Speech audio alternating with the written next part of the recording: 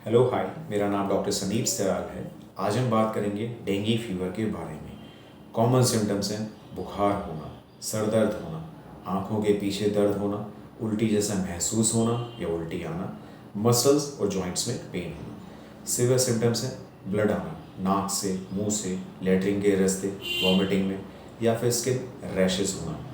Simple सा mechanism है, dengue virus के कारण ब्लड वेसल में से फ्लूइड निकलता है जो टिश्यूज़ और ऑर्गन के आसपास जाके इकट्ठा हो जाता है। फ्लूइड निकलने के कारण ब्लड वॉल्यूम कम हो जाता है, ब्लड प्रेशर कम हो जाता है। अब जितना ब्लड ज़रूरी होता है ऑर्गन तक जाने के लिए उतना नहीं पहुंच पाता है। ऑटोप्सी की गई और देखा गया कॉमन कॉज क्या है डेंगू पेशेंट में डेथ होने का, मल्टीपल ऑर्गन फेलियर, बिकॉज जितनी ज़रूरत थी ब्लड की ऑर्गन तक वो नहीं जा पाया। दूसरा, सिवियर इंटरनल ब्लीडिंग। सिवियरिटी को चेक करने के लिए आप अल्ट्रासाउंड करवा सकते हैं। अगर ज़्यादा फ्लूइड एब्डोमिनल कैविटी के आसपास एक्यूमुलेट हो रखा है तो पेशेंट को बहुत सिवियर एब्डोमिनल पेन होगा।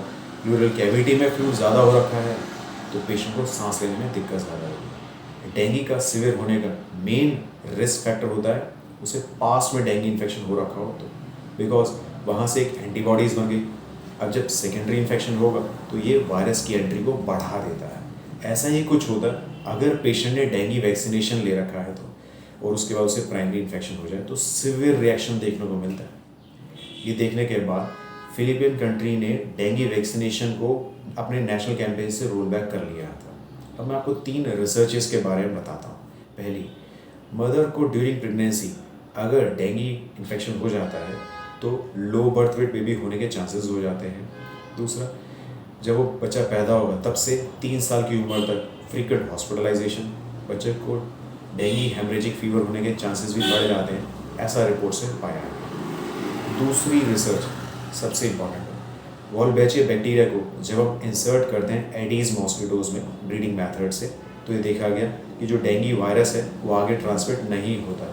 ये ट्रायल किया गया था 2011 में और 96% रिजल्ट रहे ऑस्ट्रेलिया में और 77% रिजल्ट रहे इंडोनेशिया में। तीसरी रिसर्च, जब आप एडीज़ मॉस्किटोज़ को चॉइस देते हैं कि वो डेंगू इन्फेक्टेड पेशेंट को काटेगा या फिर हेल्दी पर्सन को काटेगा, वो डेंगू इन्फेक्टेड पर्सन को काटता है। रीज़न, उनकी स्किन में से एक स्मेल आती है जिसे हम कहते हैं एसिटोफिनॉल, जिससे वो अट्रैक्ट होते हैं। अब हम बात करेंगे प्लेटलेट की, जिसके लिए सब कंसर्न रहते हैं। डेंगू पेशेंट में प्लेटलेट कम हो जाते हैं। रीज़न, डेंगू वायरस जो है वो बोन मैरो को सप्रेस करता है जिससे कि प्लेटलेट प्रोडक्शन कम हो जाता है। दूसरा, जो सर्कुलेशन में प्लेटलेट्स हैं उसको वायरस और एंटीबॉडीज़ डिस्ट्रॉय कर देते हैं। जब आप इन्वेस्टिगेशंस करवाते हैं तो मीन प्लेटलेट वॉल्यूम एमपीवी बढ़ा हुआ मिलता है जो शो करता है प्लेटलेट डिस्ट्रक्शन को। इसके अलावा और भी टेस्ट हैं जैसे कि NS1 एंटीजन जो आप पहले दिन भी करवा सकते हैं। अगर आप हफ्ते के बाद जांच करवा रहे हैं तो IgG IgM करवा सकते हैं, रियल टाइम RT-PCR करवा सकते हैं। ऑटोप्सी की गई और देखा गया लीवर सेल्स प्राइम टारगेट होते हैं डेंगू वायरस के, तो आप रेगुलर बेसिस पे लीवर एंजाइम्स को भी मॉनिटर कर सकते हैं सिवियरिटी चेक करने के लिए।